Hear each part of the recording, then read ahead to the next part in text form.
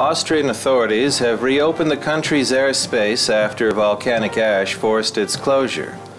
But it still leaves millions of passengers worldwide stuck because of the ongoing cancellations.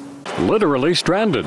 Millions of airline passengers around the globe are calling airports and hotel rooms home. It's unclear when that might change. All because of this volcano in Iceland, spewing ash over a large portion of Europe. It's been grounding flights from Europe to Asia for nearly a week. Yes, I think it's really the unknown that's so worrying, because we just don't know what's going to happen and how long it's going to be. And from all the reports, it's not getting any better yet. Yeah. There may be good news on the horizon. Some airspace in Austria, Sweden, and Finland has started to reopen, allowing mainly domestic flights to take off. Airlines also ran test flights this weekend.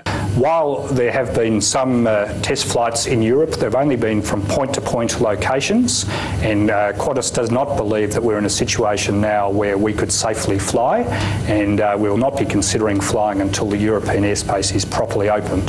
Qantas is even offering to bring passengers back from Asia to Australia, where they will put them up free of charge until the situation is resolved in Europe. Particularly in Singapore, because we're reaching a situation in Singapore where there are severe shortages of accommodation, as other airlines are now following our offer to provide free accommodation. This 5-day-long shutdown is costing an already hard-hit aviation industry.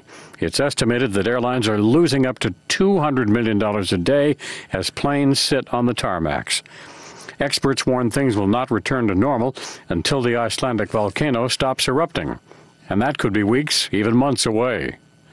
Brian Thomas, The Associated Press. Survivors and victims' relatives gathered Monday for a somber ceremony to mark the 15th anniversary of the Oklahoma City bombing. 168 people died in the bombing of the federal building. More than 600 others were injured. April 19, 1995 began much like today. The temperatures were seasonal, the sun came out, and then our lives were changed forever.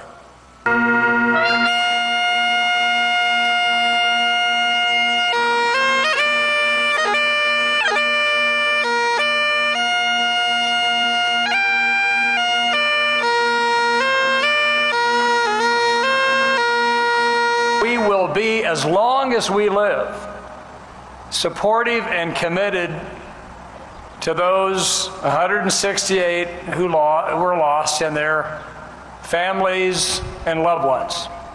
We remember our friends and family on the 7th floor.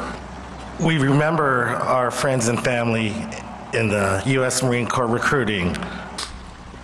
We remember our friends and family in the Department of Transportation. We remember our friends and family from Federal Employees Credit Union. Alvin J. Justice, Christy Yolanda Jenkins,